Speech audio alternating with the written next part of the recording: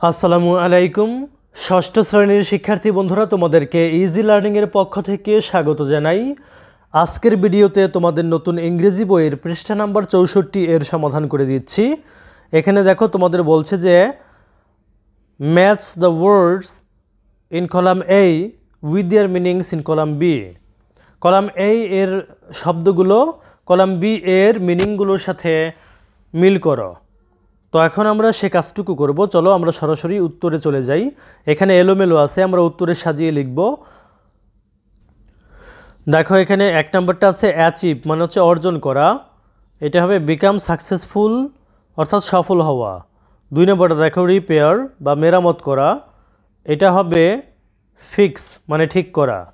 তিন নম্বরটা দেখো ইনজাস্টিস মানে হচ্ছে অবিচার, এটা হবে তিন নম্বরটা when someone doesn't get his right, যখন কারো অধিকার পূরণ হয় না। এরপর চার নম্বরটি লক্ষ্য করো, এটা হচ্ছে কেম ফরওয়ার্ড মানে সামনে এলো, এটা হবে an offer to do something কিছু করার প্রস্তাব।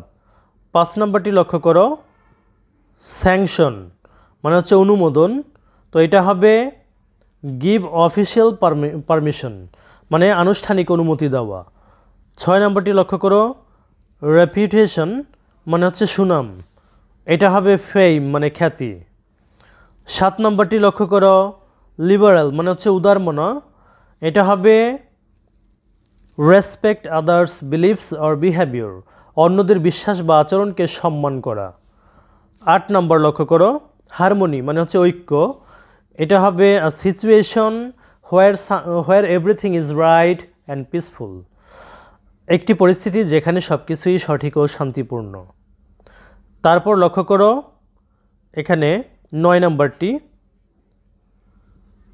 আ টিম প্লেয়ার, এটা হবে হচ্ছে one who plays for the team rather than for personal glory, একজন খেলোয়াড় যে ব্যক্তিগত গৌরবের জন্য নয় বরং দলের জন্য খেলেন।